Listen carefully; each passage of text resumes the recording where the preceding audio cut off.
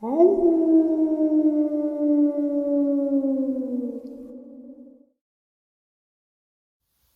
greetings and salutations, everyone. I hope everyone is still doing well. Welcome back to tonight's second half. Before we jump into it, a couple links. As you know, I rely on Patreon, PayPal, channel membership, and the merch to help the channel to continue to grow and go. Links to Patreon, PayPal, and channel membership are in the description below. The merch is displayed directly under the video. Also, Dogman Frightening Encounters, Volume 1 through 3, the audiobook versions. They were written and researched by Tom Lyons, narrated and produced by me, Jeff Nadolny. Those audiobooks are available on Audible, Amazon, and iTunes, links to which are also in the description as well. And finally, last but definitely not least, if you'd really like to help support this channel to continue to grow and go, simply subscribe. It doesn't cost you a cent. Click that like button. It takes half a second. If you don't want to miss out on any of the informative uploads I put out daily, click that bell icon, and folks, please leave a comment. Why? Well, because all of these things, they really do help this channel to continue to grow and go.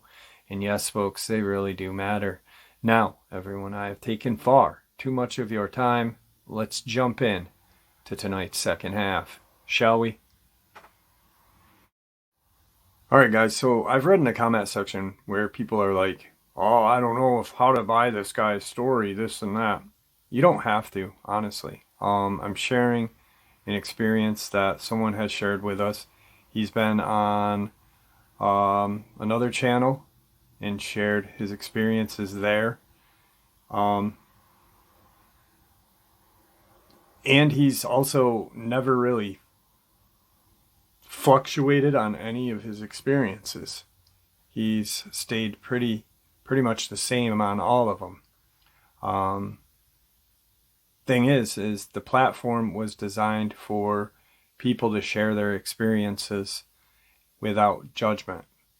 And I am not going to give anyone judgment, because when I had my encounter, I know what that judgment feels like.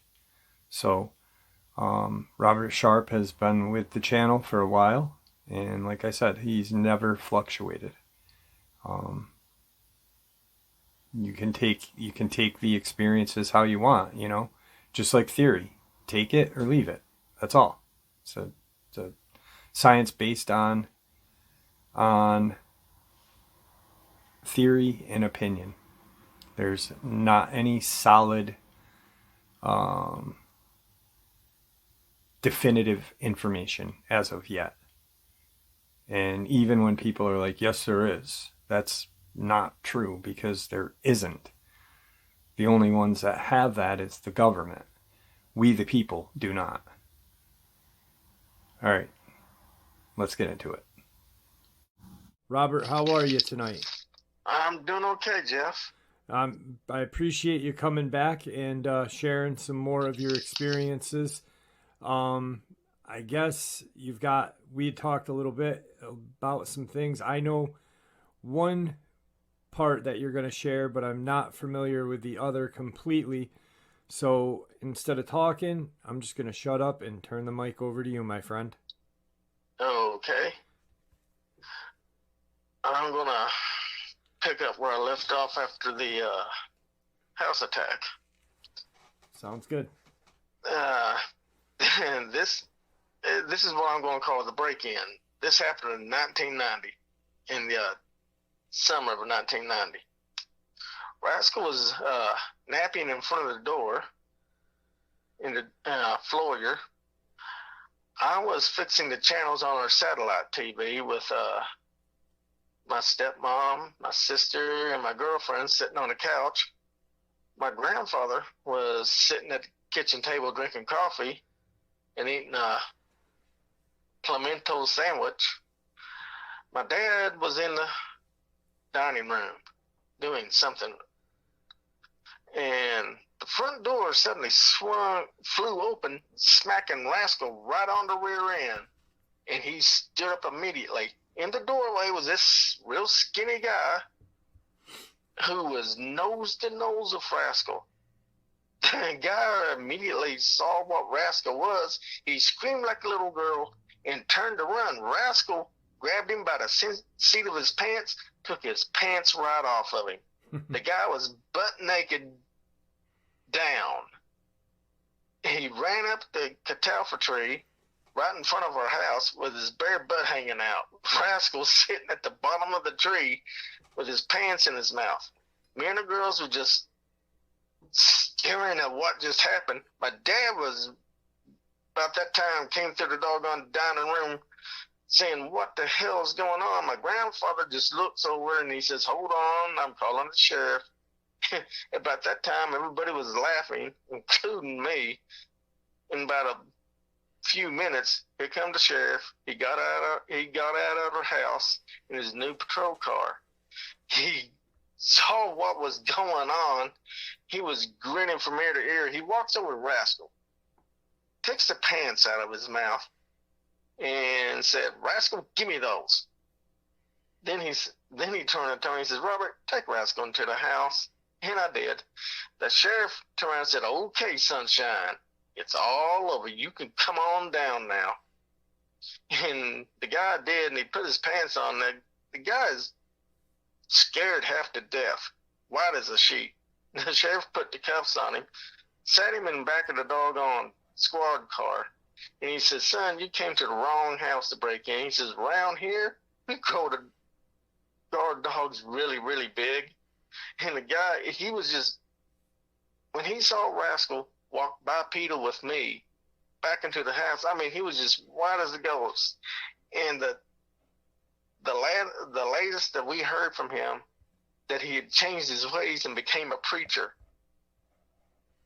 And like, good Lord, we were all just laughing. And he had been that guy, because I've heard this little bit of this. He had been robbing other houses and beating up our neighbors. Yeah, so he was not a friendly person. No, he wasn't. I think Rascal changed him a little bit, though. Yeah, I'd say.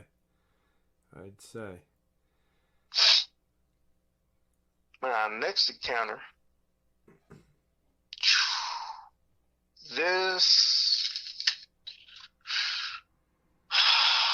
This was in the late fall of 1994, about a month after the house attack. I was asleep in my bedroom with my black cat Stormy laying on the headboard of my bed. All day I've been feeling strange when I got home from work, and I had a severe headache, and I was constantly sick to my stomach, and I couldn't eat. So when I was laying there asleep in my bed, when I opened up my eyes, all of a sudden I found out I couldn't get out of bed, and I couldn't speak. I looked up, and I saw on the ceiling was this shadow person type creature reaching down at me with white, like glossy white eyes.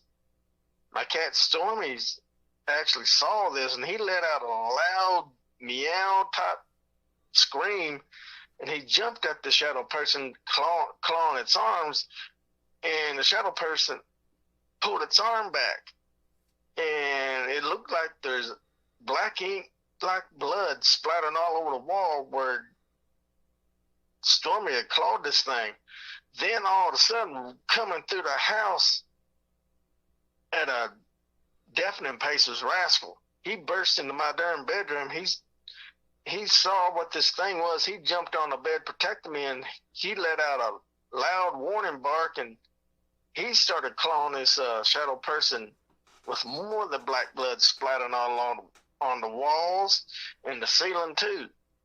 My grandpa and my dad quickly came into the room and turned on the lights, and this shadow person immediately went out of my room through the doggone window, and we never saw this thing again.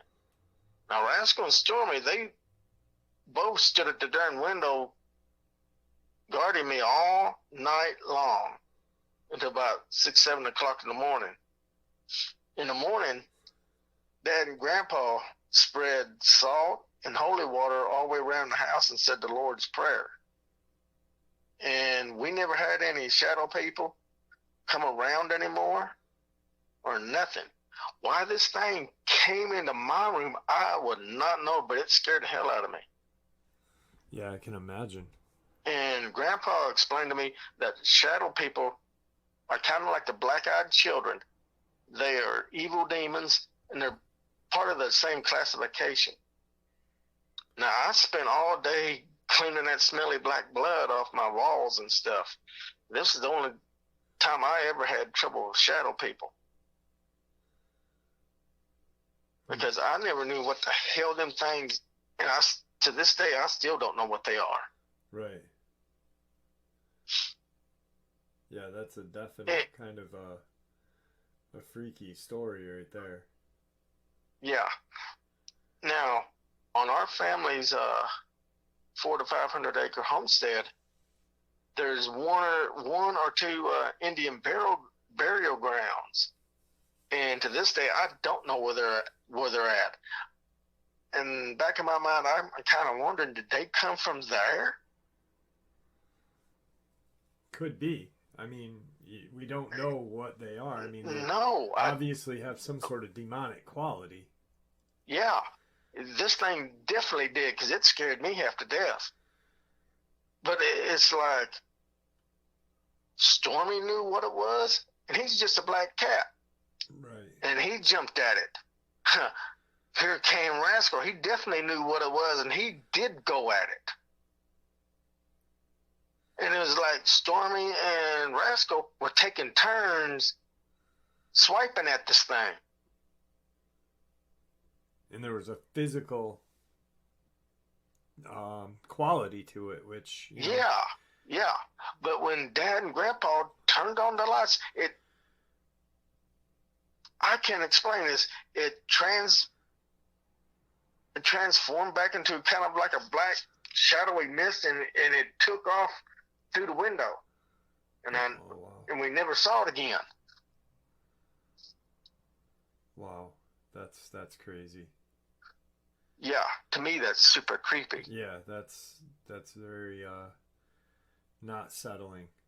You know, it's just because they have a physical quality, and then to go back to kind of a mist spirit form or whatever you want to call it is only, it's just dangerous, you know. Yeah. So. Yeah. I don't know. All I can say is thank God for both of them. Yeah, absolutely. Because it makes me wonder the way I was feeling when I got home or something. And I just felt strange, like, was it targeting? I can only guess that it was targeting me for some reason. Yeah, that makes sense. I mean, you know, it's just crazy that, you know, Rascal being there. Obviously it's watched you. If it was targeting you, you know what I mean? That's a lot of you know, testicular fortitude on that shadow person. Yeah. So, yeah, very, very creepy. And I think that your grandfather is right, that there probably is something to do, some sort of connection with the Native American burial ground out behind your home, you know, on that property. So. Yeah, because Rascal, there's parts of my family's homestead where I guess where one of the burial grounds close to, because it's kind of close to Highway 70. Okay. And that Rascal kept me away from it.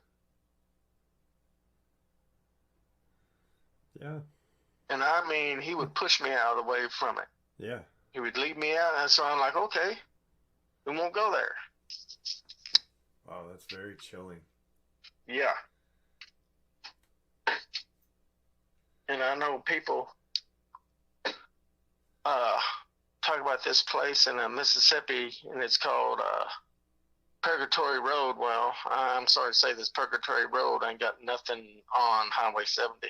Woohoo. Yeah, there's a lot of strange places, you know. Yeah. And I think each state has their own, you know, own they hot do. spots Taylor, Yeah. Mississippi is a hot spot, and the LBL is a hot spot. Yeah. You know, they've all. And it's not just for cryptids neither. That's the problem with the LBL. It's not just for cryptids. That's what makes it spooky. Yeah, yeah. There's a lot that goes on there. It's just it's like the Hudson River Valley in New York. There's a lady named Lady Linda Zimmerman that wrote a couple books, and Yeah. there's been cryptid sightings. There's satanic cults. There's UFO. Uh-huh. There's any, and it's something to do with. She had a really good theory, and it was something to do with like the magnetism or the whatever the electromagnetic that this area had put out that draws all of this kind of just real bad energy, including cryptids. When I say energy, I mean physical too, that to a location. And there are a lot of little spots like that throughout the country. Yeah. So, yeah, definitely. Yeah. So, what we're up to 1990 now or 91 with Rascal? Yeah. Well, we'll be getting into now the early patrols, which the earliest one was mine and Rascal's first patrol. It was in the summer of 1991. Okay. Because we'd left the house on a Friday morning. It was a couple of days off for me. We were going around with my grandpa, going to check out the 10 cornfields, all the way down through the thick weeds along State Road 937 to State Road 453, going across the big creek and heading that heads to the Cumberland River. We had patrolled all day long. We didn't see nothing. We had set up camp next to the creek where we could wash up and boil water for drinking water and stuff. Now, that night in the woods, everything surrounding the woods became real uncomfortable quiet. I laid up against Rascal, who was keeping watch. My grandpa, he was kind of like in a sitting position. He had gone to sleep. And that morning I went out and made coffee. Me and Rascal had breakfast, a few good sunfish and bass, right along with that of Grandpa.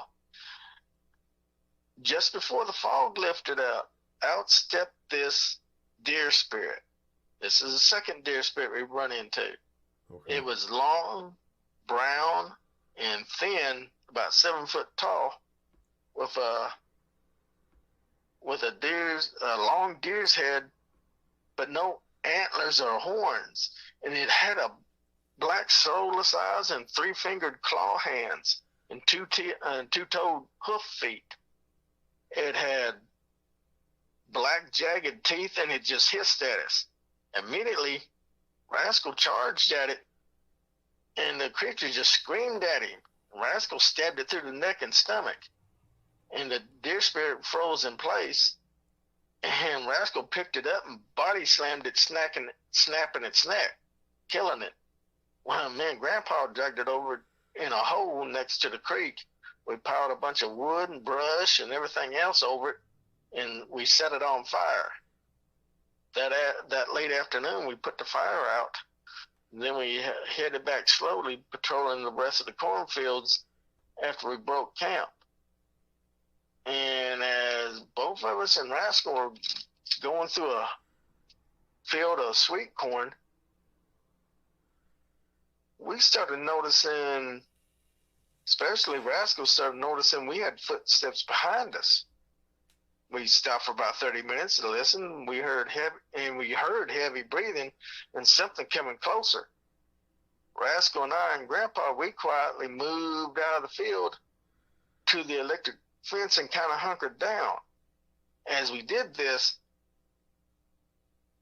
a huge 6-foot nasty looking Goatman came out of the doggone cornfield, and this thing had a mouth of razor teeth, looked like shark's teeth, and a 3-fingered claw hands and long hooves. Man, it was gray with what looked like mange, and it growled and came right at me and Grandpa. It wasn't even looking at Rascal, and Rascal was 9 foot tall. Hit this thing head on, snapping its neck, and as he clotheslined it like a wrestler clotheslines, and he killed that sucker in midair. And when the thing hit the ground, it broke both its horns off. Then we took this thing down to the doggone burning pile and we burned it. Now, how big was that creature compared to Rascal? Let's say the creature is about 6 foot tall. Okay. Rascal is 9 foot tall. Rascal towered over it. So not a tremendous amount of fight for Rascal to take this thing out. Yeah. Okay. I mean, me, Grandpa, and Rascal, we went to the house, had 2 big old loads of sweet corn, and Grandpa turned around and said, "Guys, these things are getting closer to the house, and we have got to keep them away somehow." Yeah. Wow. I mean, that was, ooh. The next patrol we went on to, this was during the fall, and it was in 1993. Our next door neighbor, who's a Cajun, he come from Louisiana. His name was Mr. Clinton. He was missing one of his prize hogs, and he came over and asked us if Rascal had got it. My grandpa said no, because that night that his hog went missing, Rascal was sleeping with me. And so that afternoon, we went over there at his house with our neighbor.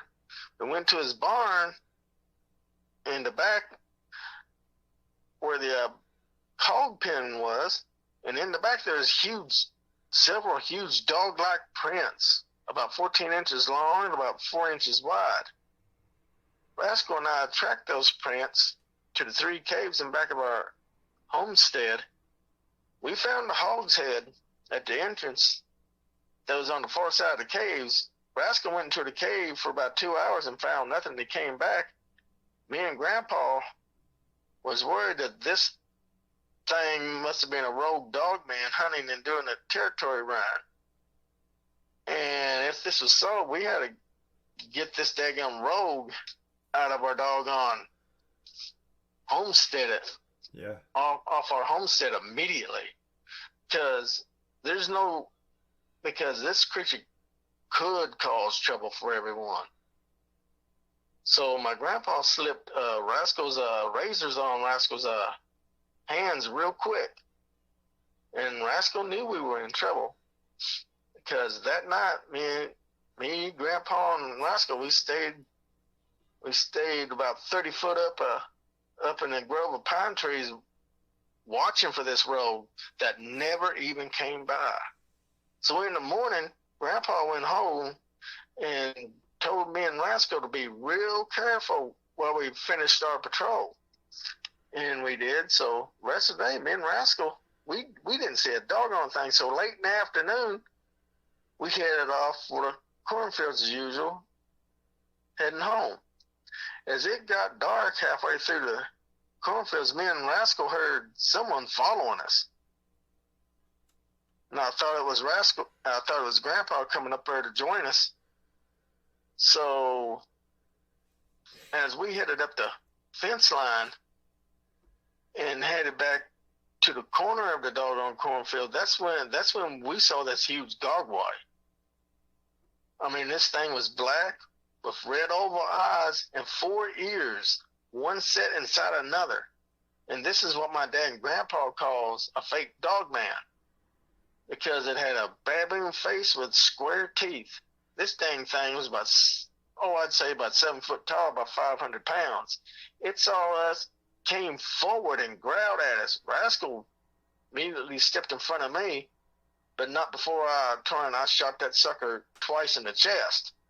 That gargoyle stood stunned, and Rascal lunged at it, ramming his claws and razors through its stomach, killing it. Right. Then we dragged it to the burning pile, which took 2 or 3 hours, and we burned it. By that time, it was 10 p.m. Me and Rascal got back to the house, and I told Grandpa, and he says that Gargoyle was hunting both of us the whole time. And he told us we have got to be super careful when we go out on patrol like this on our homestead, because many of their cryptids are trying to take over because of the LBL. Wow. Yeah. So, like, you had shared something with me a while ago when we first talked about, your backyard was the LBL. And so you really had to be careful and aware of things in your location. Mm-hmm. Yeah. To me, I consider the LBL our backyard, but if you looked at our backyard, you go all the way back to the LBL, see, that's about a 10, 15-mile stretch. Because our homestand was really huge. Of course, we had people living around it and all that, and they were kind of like our neighbors, and it's like no big thing. But even they had problems with these doggone cryptids. Right. Huh. Yeah, that's crazy. Yeah.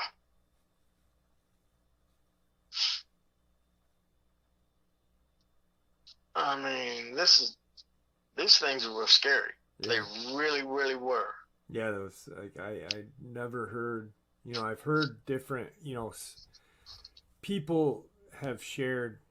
Different kind of descriptions of creatures, and you really don't have a name for them.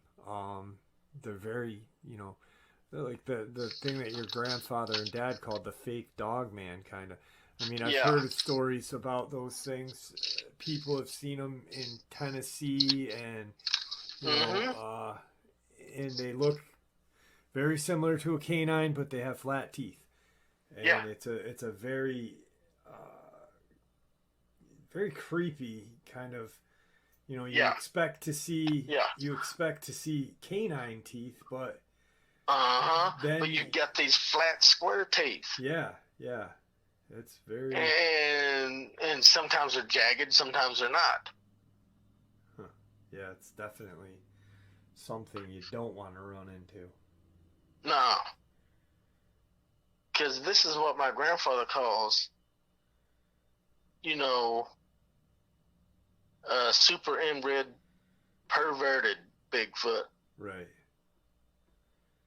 That's what he describes a gargoyle. He says this is where Bigfoot has inbred so much down the generation line.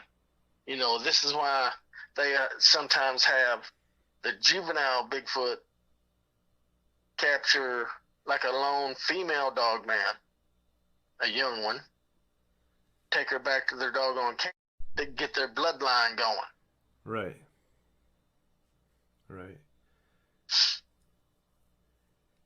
Yeah, that's insane. Yeah. So, you've had a couple of these kind of trips with Rascal. Yep. And this was the first one? Yeah, these are the first ones. Okay. All right. And my grandfather and dad have also told me about the marbles, white marbles and blue marbles. It's sort of like a peace offering or an act of friendship to Dogman. Okay. For people who see Dogman in their backyards and stuff and they get scared. Well, the white marble, believe it or not, this attracts the Dogman, and it lets them know once you put it on like on a fence post or at the edge of the property or edge of your property line. It lets them know that you're a friend and you're not a threat to them. Right. that you and your family are not a threat to them, and they'll usually leave you alone. Now, if there's vicious other cryptids around, and there's a Dogman there, Mm-hmm. the Dogman's not really doing anything, but the other cryptids are. That's where you'll have a blue marble or a green marble, and you put that out on the edge of your property till the Dogman said to them, it's like, I'm your friend, please help. Get rid of these others. And the Dogman usually will. And at the same time, he will stay away from your family and your property. Okay. But if you don't want either of these cryptids, here's what you do. You get some salt and some holy water, put it all the way around the edge of your property, and say the Lord's Prayer, and all the cryptids will leave you alone. Okay. Because not many people know that. For me, I always take the safe route. I always say the Lord's Prayer, and I put down holy water and salt all the way around my property. Yeah. Yeah. That's actually the way I do it. See, it's not harming any cryptids, whether they're friendly to you or not. You know, so it's like, it lets them know you just want peace and you want to be left alone, just like them. Right.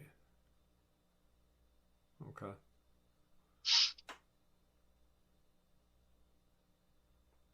Now this next encounter, oh boy,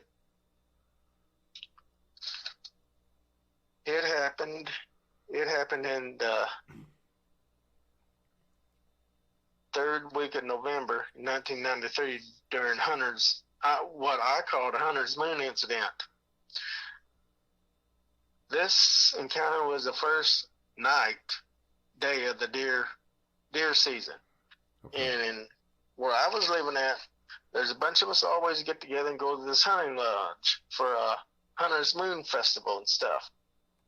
And it was close to Carsville, Kentucky, deep in the woods.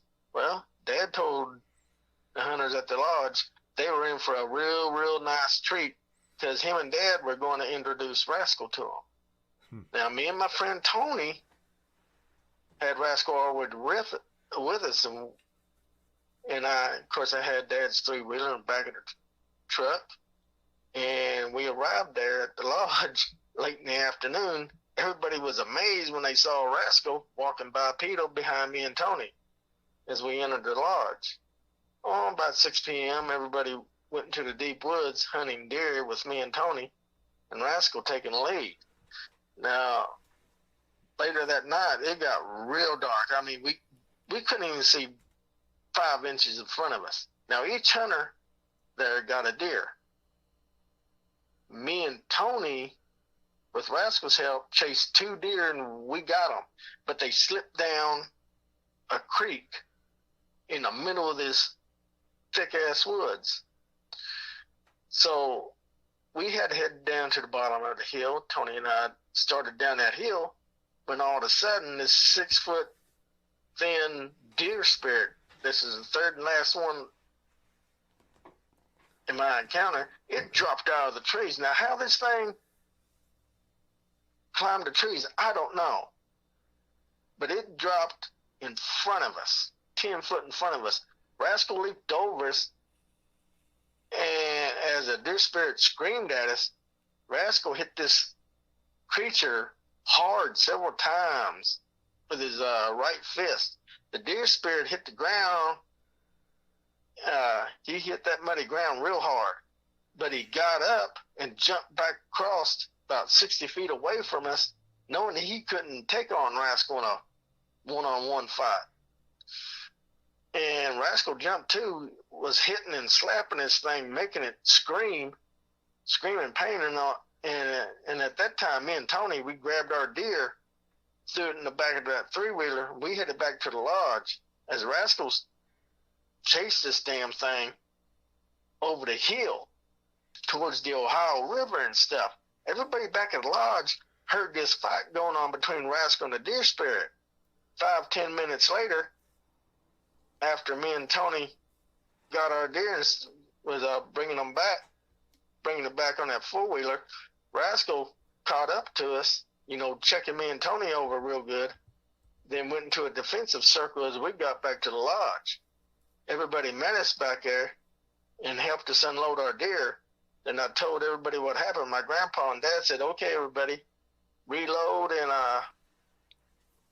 and they had me, Tony, and Rascal, who took the lead back to where this deer spirit was.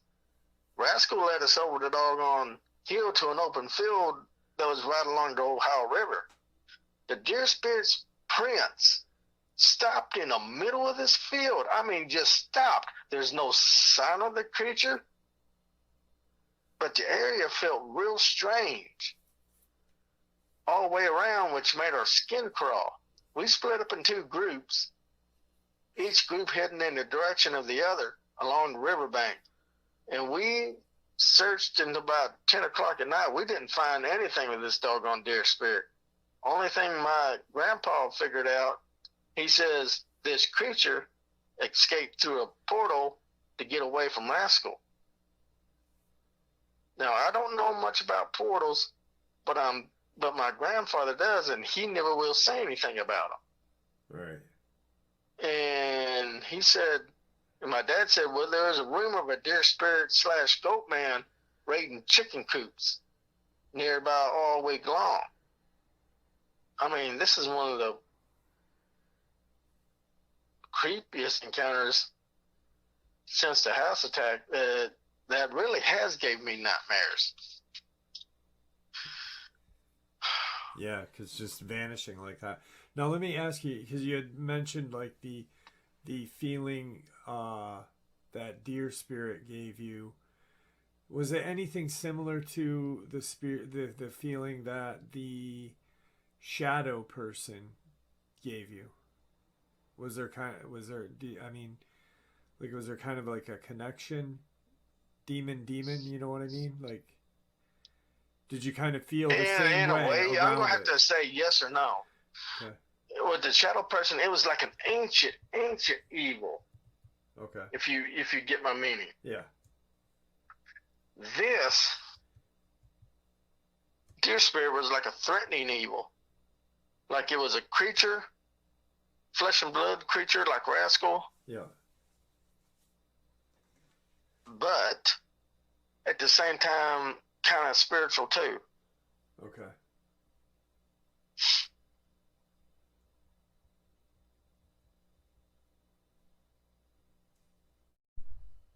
Yeah, I can imagine. Like, was there? You guys didn't see the portal. You guys just like the assumption. No, we kind of we felt it because number one, all of our hair, electricity kind of, like static electricity. Yeah. Our hair was literally standing up off our skin. Okay. And Rascal, boy, his hackles were already up. His eyes were blood red, and he was looking. Okay. He would walk around where those prints had ended. Yeah. But he would walk kind of sideways, and he would be looking up in the sky. I mean, we looked up, we didn't see nothing. No stars, no moon, no nothing. Right. Now, unless that thing jumped up and went through a portal, that would be my only thing. Yeah. Yeah, that's creepy. Yeah. Yeah. There's been numerous like things reported coming out of portals, and I myself think that it's whatever comes out of there has nothing but bad intentions. Yeah. There was one of my favorite kind of stories about a portal is a guy is set up hunting by Skinwalker Ranch in the vicinity. He's not on the ranch, but he's very close to the ranch, and he's up on a hill kind of looking down, and he sees this kind of black hole open above the ground, 3 feet above the ground, 4 feet above the ground. He can see the landscape around this hole. This hole is just a. And he said that was the oddest part. I could see everything in front of me, and then this hole just appeared, and it was just black. And out dropped this creature that he cannot describe. He has no description of it. It was the most hideous creature known to man, is the way he put it. And it just took off running in an opposite direction, and he got up and took off in a different direction and never went back to that area to hunt again. Oh, I don't blame him. Yeah. See, this encounter was the only time, I'm going to say my only portal encounter, and I don't want to encounter any more portals. I don't. No. One was enough for me, and I didn't expect that. Right. Yeah, it's definitely something that I never want to witness. So, and I pray that I never get the opportunity to. Yeah.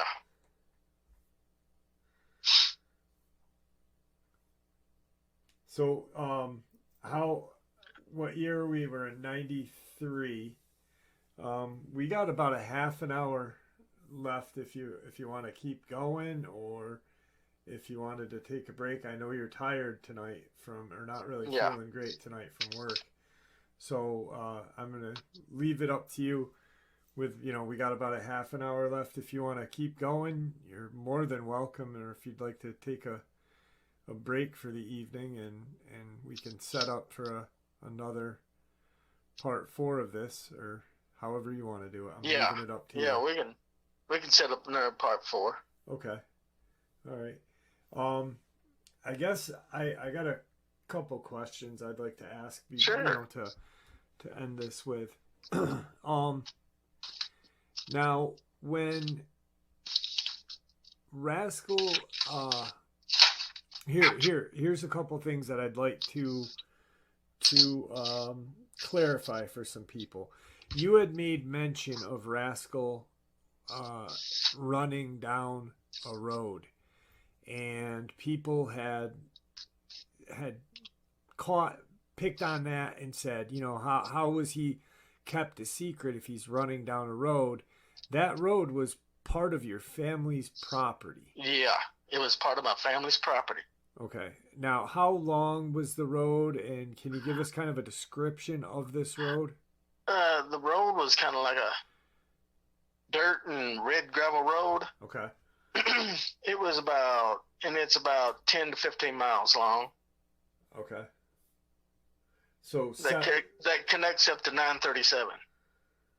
Okay, so set up pretty far out. Yeah. All right.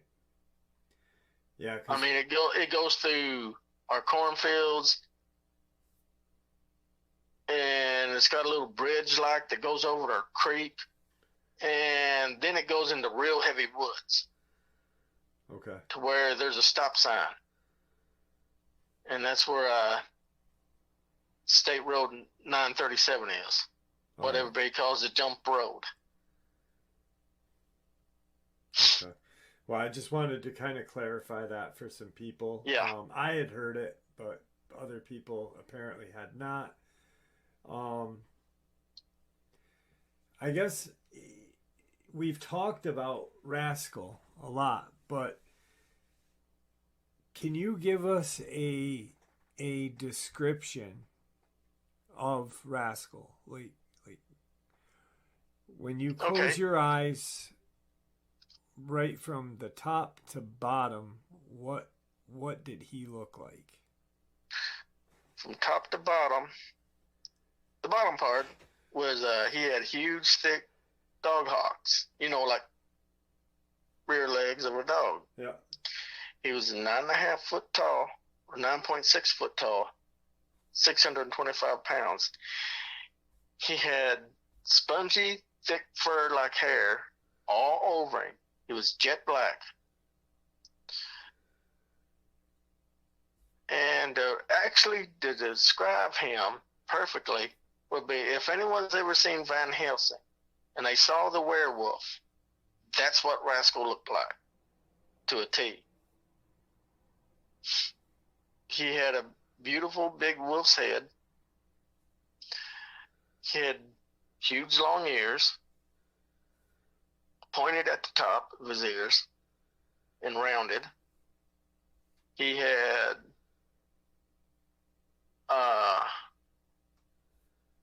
four-fingered hands with a kind of like a short thumb. Well, actually a long thumb. His broad shoulders all the way to his chest is pretty much like a football player's, but the rest of him tapers down to like a runner's marathon. Okay. Now he had double jointed hips. Now when people say they hear a Dogman when they stand up, they say their hips pop. No, their hips do not pop. That's their feet setting to when they stand. Now the bottom of Rascal's feet were soft dog pad top feet. His feet were kind of webbed.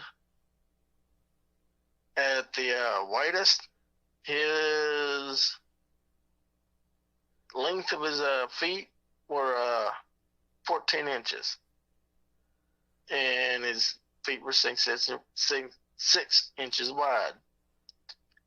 His hands that were actually, he had hair on top of his hands, but the palm of his hands and the bottom of his fingers were just gray skin, and that was very, very soft. Now his mane was on top of his head, went down his back, across his shoulders, and down his chest, kind of like a lion's. And that hair was very, very soft. He had a huge wolf-like bushy tail. He had his eyes, basically his eyes were a beautiful golden brown with a cat-like eyes. Now, his eyes, when he gets disturbed or angry, or if he's protecting one of us or our next door neighbors, his eyes will turn blood red, because this is like an emotional thing. His claws on his hands were 4 inches. His claws were retractable like a cat's. Now, I know everybody portrays pictures of dogs, man, with their claws always sticking out, but that's not always true. Okay. And my grandfather kept his claws and everything, and including his teeth, clean and manicured. Now his teeth, the front teeth were more like a dog's, but the back teeth, they weren't square, but they were almost tapered like kind of like a shark's all together. Mm-hmm. That's his second line of teeth, because he had 2 lines of teeth, top and bottom. But as he grew older, that second line of teeth grew into the first line, so he had basically 1 line of teeth on top of 1 teeth and 1 line of teeth on bottom. And those teeth were very sharp. Yeah, I can imagine. Uh-huh. Now, Rascal, he was also telepathic. Okay. And since he has a double voice box, he knows he can speak some of our words, even though they're simple words. This, to me, proves to me that they're super intelligent. Pretty not close to us, but I'm going to say along the line of us. Right. And they also know how to use infrasound. Now, their infrasound is a little bit different from Bigfoot's, because Bigfoot will use infrasound to freeze their prey, to paralyze their prey. And Dogman, they'll use infrasound to reach out to other Dogman to get their bearings, to search for prey. Huh. And they also use it as a defensive measure against other cryptids. Right. And they also have a whistle bark. I cannot describe this whistle bark, but Rascals use it several times to break Bigfoot's infrasound attack. Now, how did that work out? Like, I mean, was it just like can you explain? Can you kind of give us for instance? Well, for instance, what happened to me during when I was me and Rascal actually got a little bit separated from a hunting thing, which I'll go into next fully into the next podcast, next interview. Okay. I was sitting on top of the hill. I'd already gotten a couple of tubs of fish and 2 turkeys, because this is just before Christmas. And me and Rascal had already gotten 2 deer. Well, he went into a defensive circle to see if he can't go get another deer. I was standing there waiting. I had just unloaded my Mini 14 and I laid it back of the truck. I heard a rustling noise in back of me, so I turned around. 20 foot away from me was this Bigfoot, and it was making a humming noise, and all of a sudden I started getting a real severe headache, and I was getting sick to my stomach, and I got weak. And in the back of my mind, I said, "Oh God, where are you, Rascal?" And about a minute later, all of a sudden, I hear him coming through the woods, tearing, and he was giving a warning bark and everything else. He just gave out a war howl, and he ran over. He jumped over the truck, landed in front of me, and he put himself in between me and this Bigfoot, and he gave out a kind of a warning, kind of a bark whistle, and it was really loud and intense. And me, I was so weak. All I could do is wrap my arms around his leg, right. And I laid my head up against his thigh. And what Rascal did, he gently pushed me back from the truck, and him and this Bigfoot got into one hellacious fight. And the only thing I could figure out, this thing had been hunting, and it was hunting me. Okay. And that was scary. Yeah, I can imagine. And when I finally recovered and I was barely able to drive, I got back on our gravel road, and I drove us home, but I was driving real slow. Now, Rascal, well, he was looking at the back window, making sure nothing else was following us. And I finally got into the doggone driveway, and I had stopped, put the truck in park and everything. Well, my sister and my girlfriend was looking out the window at us, and I knew they called for Dad and Grandpa to come down and help us out, get the deer and the turkeys and the fish. And when I opened up the driver's side door to get out, I found out I couldn't walk, and I started falling out of the truck, and Rascal caught me and carried me through the garage door, but that was open, and carried me upstairs through the back door. And the girls immediately noticed there was something wrong. They screamed my name. They said, "Oh my God, what happened?" And I weakly told them what happened. And my dad and Grandpa said, oh Jesus. They said, "Where did this happen?" I told them, said, on top of the hill and back of the cornfields, where the 2 ponds and the creek was. and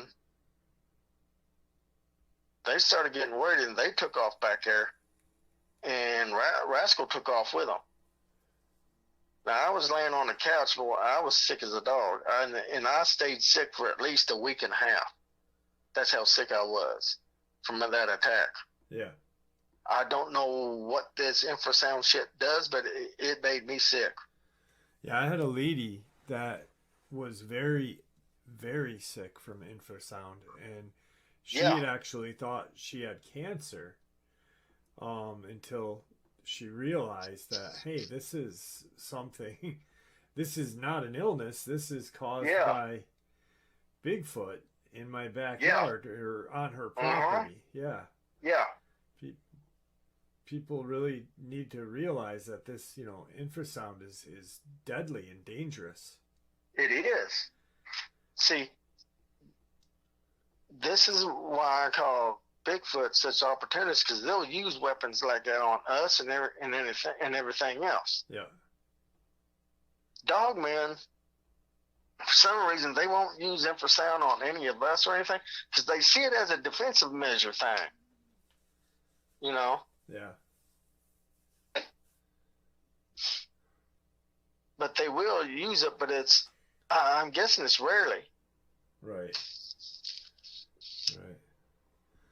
Well, I appreciate you coming back.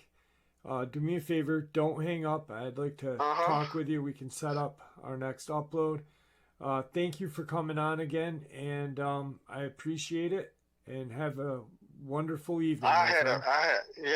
Thank you. Did you? I had a wonderful night. All right, I'm glad. I am sure glad.